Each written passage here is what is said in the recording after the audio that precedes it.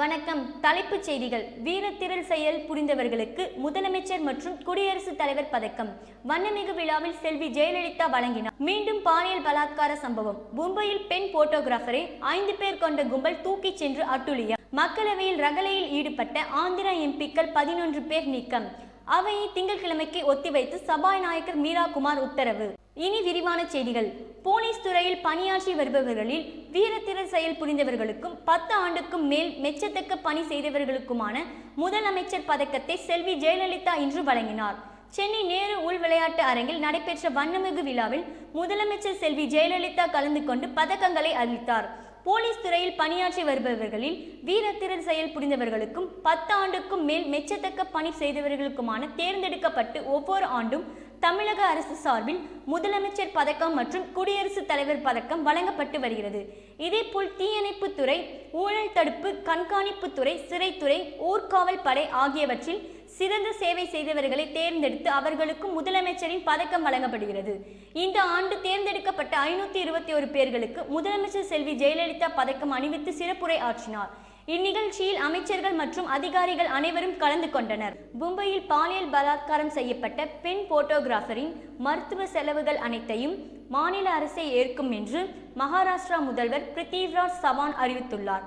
டெல்லியில் ஓடும் பேருந்தில் மருத்துவ மாணவி பலாத்காரம் செய்யப்பட்ட சம்பவத்தின் சுவடு இன்றும் மறையாத நிலையில் மும்பையில் அதே போன்ற நடைபெற்றுள்ள ஒரு குற்ற நிகழ்வு அதிர்ச்சியை ஏற்படுத்தியுள்ளது. மும்பையில் இருந்து வெளியாகும் ஒரு ஆங்கில மாத பத்திரிகையில் பணியாற்றும் பெண் பத்திரிகையாளர் போட்டோகிராஃபர் ஒருவர் தனது ஆண் நண்பருடன் பணி நிமித்தமாக நேற்று இரவு மும்பை மகாலட்சுமி ரயில் நிலையத்தையொட்டியுள்ள லோயர் ஃபரல் பகுதியில் உள்ள சக்தி மில் அருகே படம் பிடித்து கொண்டிருந்தார். அப்போது அங்கு வந்த 5 பேர் கொண்ட கும்பல் போட்டோ எடுக்க அனுமதி வாங்கி தருவதாக கூறி இருவரையும் பழைய கட்டிடத்தின் உள்ளே அழைத்துச் சென்றது. பின்னர் பெண்ணின் ஆண் நண்பரை தாக்கிவிட்டு அந்த கும்பல் பெண் போட்டோகிராஃபரை பலாத்காரம் செய்துவிட்டு ஓடிவிட்டது. இதில் உடல் நலம் பாதிக்கப்பட்ட அந்த பெண் உடனடியாக மீட்கப்பட்டு மும்பை ஜஸ்லோக் மருத்துவமனையில் சேர்க்கப்பட்டார். அந்த பெண்ணிற்கு பலமான உள்காயம் ஏற்பட்டுள்ளதாகவும் தற்போது நிலைமை அபாய கட்டத்தில் இருப்பதாகவும் மருத்துவர்கள் தெரிவித்துள்ளனர். பாதிக்கப்பட்ட பெண் பத்திரிகையாளர் என்பதால் மும்பையில் பெரும் பரபரப்பு ஏற்பட்டது. ஜோஷி மார்க் போலீசார் வழக்கு பதிவு செய்தனர். சம்பவம் நடந்த இடத்துக்கு போலீஸ் படை விரைந்து சென்று பார்வையிட்டது.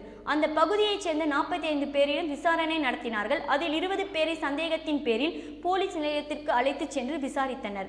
மும்பையில் போலீஸ் பாதுகாப்பை பலப்படுத்த வேண்டும் என்று அந்த அமைப்புகள் கேட்டுக்கொண்டுள்ளன. மும்பையில் பெண்களுக்கு பாதுகாப்பு இல்லை என்றும் அவர்கள் குற்றம் சாட்டினர். இந்த சம்பவம் குறித்து மகாராஷ்டிரா அரசிடம் மத்திய அரசு விளக்கம் கேட்டுள்ளது. இது தொடர்பாக அவுரங்காபாத்தில் செய்தியாளர்களிடம் பேசிய மகாராஷ்டிரா முதல்வர் பிருத்திவிராஜ் சவான் மும்பையில் பெண் நிருபர் பலாத்காரம் செய்யப்பட்டது மிகவும் கண்டிக்கத்தக்க குற்றம் என்று பாதிக்கப்பட்ட பெண் நிருபரின் மருத்துவ செலவுகள் அனைத்தையும் மாநில அரசு ஏற்கும் என்றும் தெரிவித்தார். இந்த குற்றத்தில் ஈடுபட்டு தலைமறைவான அனைத்து குற்றவாளிகளையும் விரைவில் கைது செய்ய வேண்டும் என்று காவல்துறைக்கு அறிவுறுத்தப்பட்டிருக்கிறது என்றும் அவர்களுக்கு கடுமையான தண்டனை வழங்கப்படும் என்றும் அவர் உறுதியளித்தார். மக்களவையில் நேற்று ரகளையில் ஈடுபட்ட ஆந்திரா எம்பிக்கள் 11 பேரை சபையிலிருந்து நீக்கி சபாநாயகர் மீரா குமார் உத்தரவிட்டார். பின்னர் அவர் சபையை வருகின்ற திங்கட்கிழமைக்கு ஒத்திவைத்தார். மும்பை பெண் பத்திரிகை போட்டோகிராஃபர் பலாத்காரம் செய்யப்பட்ட சம்பவம் தொடர்பாக மாநிலங்களவையில் கடும் அமளி ஏற்பட்டது. மக்களவை இன்று காலை தொடங்கியதும் பூனேவில் மூட நம்பிக்கைகளுக்கு எதிராக போராடிய சமூக ஆர்வலர் படுகொலை செய்யப்பட்டதற்கு இரங்கல் தெரிவிக்கப்பட்டது. இதைத் தொடர்ந்து காங்கிரஸ் மற்றும் தெலுங்கு தேசம் எம்பிக்கள் தெலுங்கானா பிரச்சினையை எழுப்பினார்கள். தெலுங்கானாவுக்கு எதிர்ப்பு தெரிவிக்கும் வாசகங்கள் அடங்கிய கோரிக்கை அட்டையை தூக்கி காண்பித்த அவர்கள் ஆந்திரா தொடர்ந்து ஒருங்கிணைந்த மாநிலமாக நீடிக்க வேண்டும் என்று கோஷங்கள் எழுப்பினார்கள். இதனால் சபையில் அமளி ஏற்பட்டது. உடனே அலுவல் எதுவும் நடைபெறாமலேயே சபையை பகல் 12 மணி வரை சபாநாயகர் மீரா குமார் ஒத்திவைத்தார். ஆந்திர மாநில உறுப்பினர்கள் இடைநீக்கம் செய்யும் முடிவிற்கு எதிர்ப்பு தெரிவித்து சில உறுப்பினர்கள் முழக்கங்களை எழுப்பினர். இதனால் முதலில் 12 மணி வரை அவை ஒத்திவைக்கப்பட்டது. பின்னர் 12:30 மணிக்கு அவை கூடியதும் ஆந்திர எம்பிக்கள் மீண்டும் அமளியில் ஈடுபட்டனர். இதைத் தொடர்ந்து சபாநாயகர் மீரா குமார் நீக்கப்பட்ட 11 எம்பிக்களின் பெயர்களை வாசித்தார். அதைத் தொடர்ந்து 11 பேரும் சபையிலிருந்து உடனடியாக வெளியேறுமாறு உத்தரவிட்டார். பின்னர் சபையை வருகின்ற திங்கட்கிழமைக்கு ஒத்திவைத்தார்.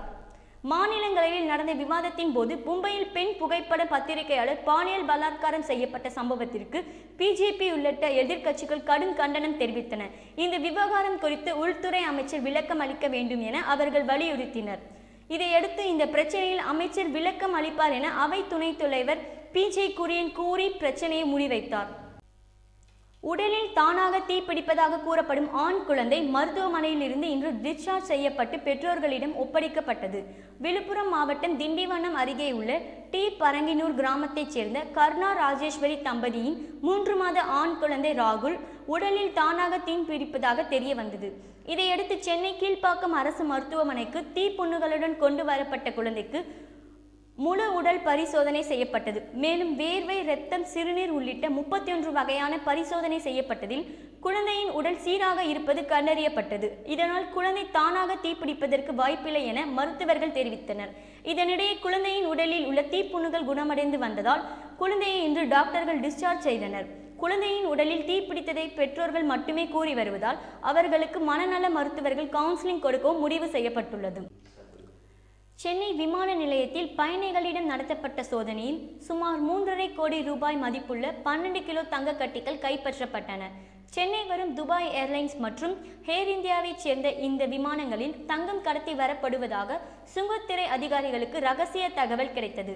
இதனையடுத்து சிங்கப்பூர் மற்றும் துபாயில் இருந்து சென்னை விமான நிலையத்து இன்று அதிகாலை வந்த விமான பயணிகளின் உடைமைகளை சுங்க இலக்க அதிகாரிகள் சோதனை செய்தனர். அப்போது 3 பயணிகளின் சூட்கேஸ் மீது அதிகாரிகளுக்கு சந்தேகம் ஏற்பட்டது. சிங்கப்பூர் விமானத்தில் வந்த முகமது என்பவரின் சூட்கேஸில் சோதனை செய்த போது அதில் தங்க கட்டிகள் இருந்தன. அதேபோல் துபாய் விமானத்தில் வந்த முகமது சபி, ஹபீப் ஆகியோரது சூட்கேஸ்களிலும் தங்க கட்டிகள் இருந்தன. 3 பேரின் சூட்கேஸ்களிலும் 12 கிலோ தங்க கட்டிகள் இருந்தன. இதன் மதிப்பு ரூபாய் 3,60,00,000 ஆகும். அந்த தங்க கட்டிகளை அதிகாரிகள் பறிமுதல் செய்தனர். தங்க கட்டிகளை கடத்தி வந்த முகமது, ஹபீப், முகமது சபி ஆகிய 3 பேரையும் கைது செய்தனர். இவர்கள் 3 பேரும் கேரள மாநிலத்தைச் சேர்ந்தவர்கள். இவர்களிடம் அதிகாரிகள் தொடர்ந்து விசாரணை நடத்தி வருகின்றனர். தெலுங்கானா எதிர்ப்பு போராட்டத்தால் கடந்த சில நாட்களாக பக்தர்கள் வருகை கணிசமாக குறைந்திருந்த திருப்பதி ஏழுமலையான் கோவிலில் மீண்டும் பக்தர்கள் கூட்டம் அதிகரித்துள்ளது. தெலுங்கானா விவகாரம் தொடர்பாக ராயலசீமா பகுதியில் தொடர் வேலை நிறுத்த போராட்டம் நடைபெற்று வருகிறது. இதன் காரணமாக ஆந்திராவில் அரசு நிர்வாகம் முடங்கியுள்ளது. இதன் காரணமாகவே திருப்பதிக்கு பேருந்து போக்குவரத்தும் முறையாக நடைபெறவில்லை. இதனால் பக்தர்கள் வருகை கணிசமாக குறைந்திருந்தது. ஆனால் ரயில்கள் இயக்கப்படுவதாலும் தனியார் வாகனங்கள் அனுமதிக்கப்படுவதாலும் ஏராளமான பக்தர்கள் இன்று திருப்பதிக்கு வந்துள்ளனர். தர்ம தரிசனத்திற்கு காத்திருக்கும் 14 அறைகளிலும் பக்தர்கள் நிரம்பி வழிந்தனர். 8 மணி நேரம் காத்திருந்து சாமி தரிசனம் செய்தார்கள்.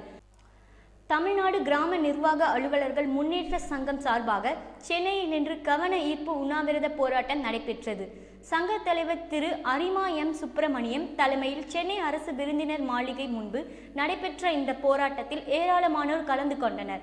வருவாய்த்துறையில் இளநிலை உதவியாளர், கிராம நிர்வாக அலுவலர் பணியை ஒற்றை பணியாக்க வேண்டும் என்பன உள்ளிட்ட பல்வேறு கோரிக்கைகளை வலியுறுத்தப்பட்டன. கடந்த 3 ஆண்டுகளுக்கு மேலாக இன்றைக்கு தலைமைச் செயலகத்தில் நிலுவையாக கோப்பு நிலுவையில் உள்ளது. இதனை உடனடியாக நிறைவேற்றித் தர வேண்டும் என்று இந்த உண்ணாவிரதத்தின் சார்பாக நாங்கள் கேட்டுக்கொள்கிறோம்.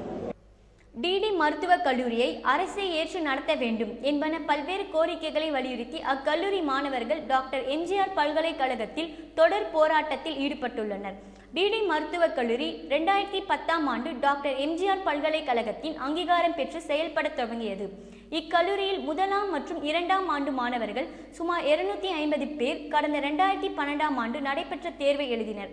அதன் முடிவும் வெளியிடப்பட்டன.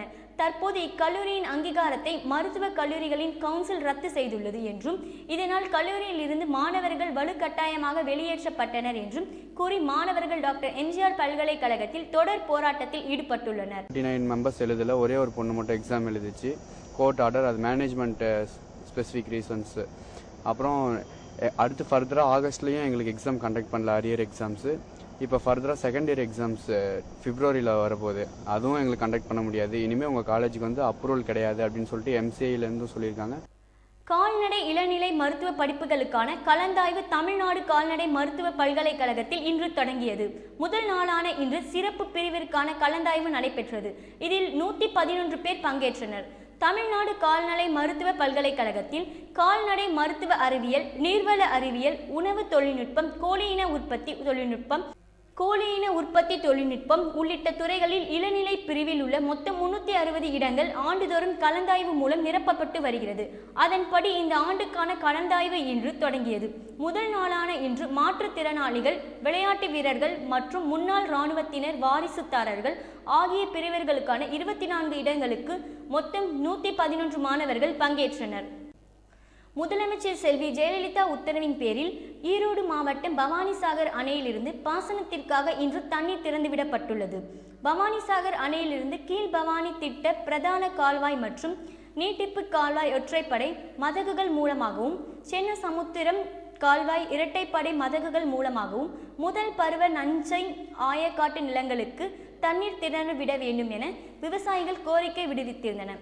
இதையடுத்து முதலமைச்சர் செல்வி ஜெயலலிதா உத்தரவின்படி இன்று காலை பவானிசாகர் அணையிலிருந்து பாசனத்திற்காக தண்ணீர் திறந்து விடப்பட்டது. இந்நிகழ்ச்சியில் அமைச்சர்கள் தோப்பு வெங்கடாச்சலம், செந்தில் பாலாஜி, ஆனந்தன், பொதுத்துறை அதிகாரிகள் ஆகியோர் கலந்து கொண்டு மலர் தூவி தண்ணீரை திறந்துவிட்டனர். இதன் மூலம் ஈரோடு, திருப்பூர், கரூர் மாவட்டங்களில் உள்ள சுமார் 1,03,500 ஏக்கர் நிலங்கள் பாசன வசதி பெறும் என எதிர்பார்க்கப்படுகிறது. வினாடிக்கு 500 கன அடி வீதம் திறந்துவிடப்பட்டுள்ள தண்ணீர் பின்னர் படிப்படியாக 2300 கன அடியாக அதிகரிக்கப்படும் என தெரிவிக்கப்பட்டுள்ளது.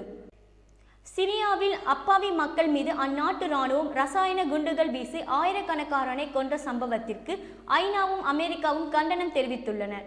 சிரியாவில் கிளர்ச்சியாளர்கள் மீது ரசாயன குண்டுகள் வீசி இராணுவம் தாக்குதல் நடத்தியதில் குழந்தைகள், பெண்கள் உள்ளிட்ட 1660 பேர்கள் உயிரிழந்தனர். சிரியாவின் அந்த கொடூர நடவடிக்கை உலக நாடுகளை அதிர்ச்சி அடைய செய்துள்ளன. வாஷிங்டனில் அமெரிக்க அரசின் செய்தி தொடர்பாளர் ஜெனிஃபர் சாக்கி இது குறித்து செய்தியாளர்களிடம் பேசுகையில், மனித உரிமைகளை மீறி இந்த தாக்குதலை சிரியா நடத்தியுள்ளதாக குற்றம் சாட்டினார். இந்த பிரச்சினை குறித்து ஐநா பாதுகாப்பு சபையின் அவசர கூட்டம் கூடி விவாதித்தது. அப்போது இந்த தாக்குதலுக்கு பாதுகாப்பு சபை உறுப்பினர்கள் சார்பில் கண்டனம் தெரிவிக்கப்பட்டது. டாலருக்கு எதிரான இந்திய ரூபாயின் மதிப்பு இன்று 64 ரூபாய் 11 பைசாவாக வீழ்ச்சியடைந்துள்ளது. இதன் காரணமாக தங்கம் விலை 1 கிராம் 3000 ரூபாயை தாண்டிவிடும் என்று எதிர்பார்க்கப்படுகிறது. டாலருக்கு எதிரான இந்திய ரூபாயின் மதிப்பு நேற்று 64 ரூபாயை கடந்தது. இன்று அது மேலும் சரிந்து 65 ரூபாய் 11 பைசாவாக வீழ்ச்சியடைந்துள்ளது. பண மதிப்பு சரிவு காரணமாக தங்கம் விலையில் இன்று ஏற்றம் காணப்பட்டது. 1 கிராம் தங்கம் இன்று 2994 ரூபாயாக உள்ளது.